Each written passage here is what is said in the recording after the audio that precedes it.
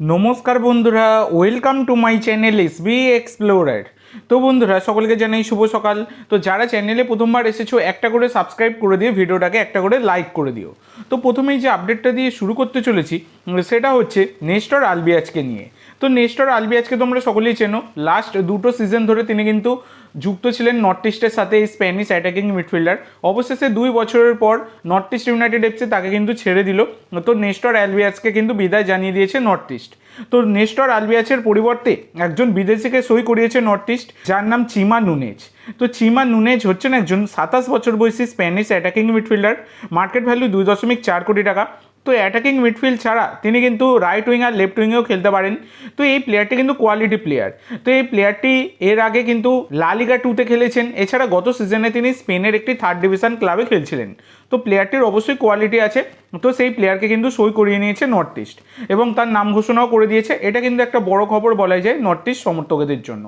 তো এর পরবর্তী যে আপডেটটা তোমাদেরকে দিতে চলেছি সেটা হচ্ছে, গতকালকেই তোমাদেরকে জানিয়ে দিয়েছিলাম সকালের ভিডিওতে যে গতকালকে এআইএফএফ এর এক্সিকিউটিভ কমিটির মিটিং আছে এবং সেখানে রোকার ভবিষ্যৎ নির্ধারণ হবে। এবার সেখানে জানিয়ে দিয়েছিলাম রোকা না থাকার সম্ভাবনাই প্রবল। তো অবশেষে কালকে সন্ধ্যাবেলা ভিডিও বানিয়ে তোমাদেরকে জানিয়ে দিয়েছিলাম যে রোকা তিনি কিন্তু রিজাইন করেছেন, তিনি কিন্তু আর জাতীয় দলের কোচ হিসাবে যুক্ত নয়। তো এর পরবর্তী কাজ হলো এআইএফএফ তারা কিন্তু নতুন কোচ খোঁজা শুরু করে দিয়েছে, অলরেডি তারা বিজ্ঞাপন দিয়ে দিয়েছে। তো এখানে একটা বড় সিদ্ধান্ত কিন্তু এই এক্সিকিউটিভ কমিটির মিটিংয়ে এসেছে। তো সেই বড় সিদ্ধান্ত এআইএফএফ এর এক্সও তারা যে সিদ্ধান্তটা নিয়েছে সেটা হচ্ছে সাফের আন্ডারে যে সমস্ত দেশগুলো রয়েছে, মানে সাউথ এশিয়ান ফুটবল ফেডারেশন, এই যে সমস্ত দেশগুলো রয়েছে মানে পাকিস্তান, বাংলাদেশ, শ্রীলঙ্কা, মালদ্বীপ, এই সমস্ত দেশের ডুয়েল সিটিজেনশিপ রয়েছে, এই রকম যে সমস্ত প্লেয়ার রয়েছে তারা কিন্তু ভারতের ডোমেস্টিক প্লেয়ার হিসাবে গণ্য হবে ফুটবলের ক্ষেত্রে। এটা কিন্তু ঘোষণা করা হয়েছে, মানে এআইএফএফ এর এক্সিকিউটিভ কমিটি এইরকমই কিন্তু সিদ্ধান্ত নিয়েছে। তো আগামী দিনে পাকিস্তান, বাংলাদেশ, শ্রীলঙ্কা, মালদ্বীপের যে সমস্ত প্লেয়াররা, ফুটবল প্লেয়াররা, তারা কিন্তু ভারতের ডোমেস্টিক প্লেয়ার হিসাবে গণ্য হবে, মানে তাদেরকে কিন্তু দলে নিতে পারবে। এই রকমটা কিন্তু একটা বড় সিদ্ধান্ত এআইএফএফ তারা কিন্তু নিচ্ছে। এছাড়া ওসিআই, পিআইও প্লেয়ার নিয়েও বড় সিদ্ধান্ত কিন্তু আসছে। আস্তে আস্তে অনেক কিছু কিন্তু ঘটছে ভেতরে ভেতরে, যেটা আমি তোমাদের সাথে গতকালকেও শেয়ার করেছি। তো আমাদের ফুটবলের জন্য কিছুটা হলো একটা সুখবর কিন্তু আসছে, এইটুকুই বলা যায়। তো এবার দেখা যাক পরবর্তীকালে কি আপডেট আসে। তো এর পরবর্তী আপডেটে যাওয়ার আগে তোমাদের সকলের কাছে আমার একটাই অনুরোধ, যারা চ্যানেলে প্রথমবার এসেছো একটা করে সাবস্ক্রাইব করে দিয়ে আমাদের সাথে যুক্ত হয়ে যেও। সাবস্ক্রাইব করা যেহেতু একদমই ফ্রি, তাই অবশ্যই সকলে একটা করে সাবস্ক্রাইব করে দিয়ে আমাদের সাথে যুক্ত হয়ে যেও। তো এর পরবর্তী যে আপডেটটা তোমাদেরকে দিতে চলেছি, যেমনটা কিছুক্ষণ আগেই তোমাদেরকে জানালাম যে এক্সিকিউটিভ কমিটির মিটিংয়ে কী কী সিদ্ধান্ত এসেছে, যেমনটা খবর পাওয়া গেছে তোমাদের সাথে শেয়ার করে দিলাম। তো এর পরবর্তী যে খবরটা বেরিয়ে আসছে সেটা হচ্ছে এফএসডিএলকে কিন্তু এবার চিঠি দিয়েছে এআইএফএফ। দেখো, আগামী সিজনের আইএসএল কীভাবে হবে না হবে সেটা পরের কথা, কিন্তু আমাদের জাতীয় দলের অবস্থা খুবই খারাপ। তোমরা দেখেছো সুনীল ছেত্রীর পরবর্তী কোনো স্ট্রাইকার কিন্তু আমাদের জাতীয় দলে নেই। সেই কারণে কিন্তু এআইএফএফ মানে ফেডারেশন তারা কিন্তু এফএসডিএলকে চিঠি দিয়ে জানিয়েছে যাতে আইএসএলে বিদেশির সংখ্যা কমানো যায়। তো দেখো, এমনিতে বর্তমানে দাঁড়িয়ে 6 জন বিদেশি রেজিস্ট্রেশন করাতে পারে আইএসএল দলগুলো, যেখানের মধ্যে 4 জন বিদেশিকে কিন্তু ফার্স্ট 11-এ খেলাতে পারে। তো এটা কিন্তু আইএসএলের রুল রয়েছে। এর আগে 5 জন বিদেশিকে খেলানো যেত ফার্স্ট 11-এ, সেটা কিন্তু কমিয়ে 4 জন করা হয়েছিল। আস্তে আস্তে বিদেশির সংখ্যা কমিয়ে দেওয়া হয়েছে, 4 জনে বর্তমানে এসে ঠেকেছে। তো দেখো, যেহেতু আইএসএল ক্লাবগুলো তারা শুধুমাত্র আইএসএল নয়, তারা আবার এফসির মতো টুর্নামেন্টও অংশ নেয়, সেখানে কিন্তু বিদেশিদের ভূমিকা অনস্বীকার্য থাকে, মানে বিদেশিদের ভূমিকা যথেষ্ট উল্লেখযোগ্য ভূমিকা কিন্তু থাকে। তো সেক্ষেত্রে এআইএফএফ তারা চাইছে যাতে আইএসএলে বিদেশির সংখ্যা কমানো হয়, আই লিগেও তারা কিন্তু বিদেশির সংখ্যা কমাবে, এরকমটাই তারা আলোচনা করছে।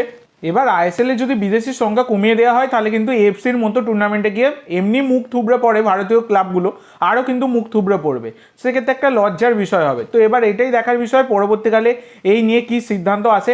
তবে হ্যাঁ, আর একটা বড় সিদ্ধান্ত এসেছে। আগে তোমরা জানো আই লিগে ইন্ডিয়ান অ্যারোস বলে একটা টিম কিন্তু খেলতো, যেটা কিন্তু একটা ফিক্সড টিম ছিল, যারা যেখান থেকে মানে অনেক ভারতীয় প্লেয়ার, প্রতিভাবান প্লেয়ার তারা কিন্তু উঠে এসেছে, যারা কিন্তু বর্তমানে জাতীয় দলেও অনেক প্লেয়ার এরকম রয়েছে। তো পরবর্তীকালে সেই ইন্ডিয়ান অ্যারোস টিমকে কিন্তু বন্ধ করে দেয় এআইএফএফ। তবে বর্তমানে দাঁড়িয়ে ইন্ডিয়া অনূর্ধ্ব 23 দলকে কিন্তু আই লিগে খেলানোর পরিকল্পনা করছে এআইএফএফ, এবং সেই রকমই খবর বেরিয়ে আসছে। মানে যেমন আগে ইন্ডিয়ান অ্যারোস খেলতো, সেই রকমই কিন্তু ভারতের অনূর্ধ্ব 23 দল তারাও কিন্তু আই লিগের মঞ্চে ফিক্সড টিম হিসাবে কিন্তু খেলবে। তো এক্ষেত্রেও কিন্তু অনেক ভারতীয় প্লেয়ার উঠে আসার একটা প্রবল সম্ভাবনা থাকছে। তো দেখা যাক এর পরবর্তীকালে এই বিষয় নিয়ে কি আপডেট আসে। তবে এই খবরগুলো কিন্তু যথেষ্ট বড় খবর, সেটা বলাই যায়। তো এর পরবর্তী যে আপডেটটা তোমাদের দিতে চলেছি সেটা হচ্ছে সিভেরিও টোরোকে নিয়ে। তো 27 বছর বয়সী স্প্যানিশ এই স্ট্রাইকার সিভেরিও টোরোকে তোমরা সকলেই চেনো। মার্কেট ভ্যালু 2.8 কোটি টাকা। গত সিজনে জামশেদপুর এফসিতে খেলছিলেন। তবে বর্তমানে দাঁড়িয়ে যে আপডেট পাওয়া যাচ্ছে, এই সিভেরিও টোরো তিনি কিন্তু তার পুরনো কোচ মানোলো মার্কোয়েজ রোকার আন্ডারে আবার খেলতে চলেছেন। কারণ এই সিভেরিও টোরো তিনি কিন্তু জামশেদপুর ছেড়ে এবার যোগ দিতে চলেছেন এফসি গোয়ায়, এই রকমই কিন্তু খবর বেরিয়ে আসছে। তো ডিল ডান হয়ে গেলে আমি তোমাদের সাথে শেয়ার করে দেবো। তবে ডিল একদমই অ্যাডভান্স স্টেজের থেকেও অ্যাডভান্স রয়েছে, মানে শুধুমাত্র পেন অন পেপারটা হওয়াই বাকি রয়েছে। তো দেখা যাক কী হয়। তো এর পরবর্তী এবং লাস্ট আপডেট আজকের যেটা দেবো সেটা খুবই গুরুত্বপূর্ণ আপডেট, সেটা হচ্ছে কার্ল ম্যাকিউকে নিয়ে। তো কার্ল ম্যাকিউকে তোমরা সকলেই চেনো, 32 বছর বয়সী আইরিশ ডিফেন্সিভ মিডফিল্ডার। তো গতকালকে মানে গত দুদিন ধরে কয়েকদিন থেকেই আমি আপডেট দিয়েছি কার্ল ম্যাকিউকের ব্যাপারে, যেখানে চেন্নাইন এফসির ইন্টারেস্ট রয়েছে কার্ল ম্যাকিউকের ওপর, এবং ইস্ট বেঙ্গলেরও একটা হালকা পাতলা ইন্টারেস্ট কিন্তু রয়েছে, খুব একটা নেই, কারণ যেহেতু তারা মোহাম্মদ রাশিদকে সই করিয়েছে। তো এক্ষেত্রে বিভিন্ন জায়গা থেকে আবার খবর করা হচ্ছে যে কার্ল ম্যাকিউক তার উপর নাকি ইন্টারেস্ট রয়েছে মোহনবাগানের, এবং মোহনবাগান তাকে কিন্তু আবার ঘরে ফেরাতে চাইছে। মানে একটা সময় তিনি মোহনবাগান ছেড়ে এফসি গোয়াতে গিয়েছিলেন, তো এফসি গোয়া থেকে আবার মোহনবাগান তাকে ঘরে ফেরাতে চাইছে, এই রকমই কিন্তু বিভিন্ন জায়গা থেকে দাবি করা হচ্ছে। যদিও অফিসিয়াল কোনো রকম আপডেট কিন্তু এই বিষয়ে এখনও পাওয়া যায়নি, তাই তোমরা এটাকে রিউমার পর্যায়ে ধরে রাখতে পারো। তো দেখা যাক কার্ল ম্যাকিউকের ব্যাপারে পরবর্তীকালে যদি কোনো আমি আপডেট পাই আমি অবশ্যই তোমাদের সাথে শেয়ার করে দেবো। তো আজকের জন্য এইটুকু বন্ধুরা। ভিডিওটি ভালো লাগলে অবশ্যই লাইক করো, শেয়ার করো। আমার চ্যানেলে প্রথমবার এসে থাকলে চ্যানেলটি সাবস্ক্রাইব করো, আর কমেন্ট করে জানাও ভিডিওটি কেমন লাগলো। ধন্যবাদ।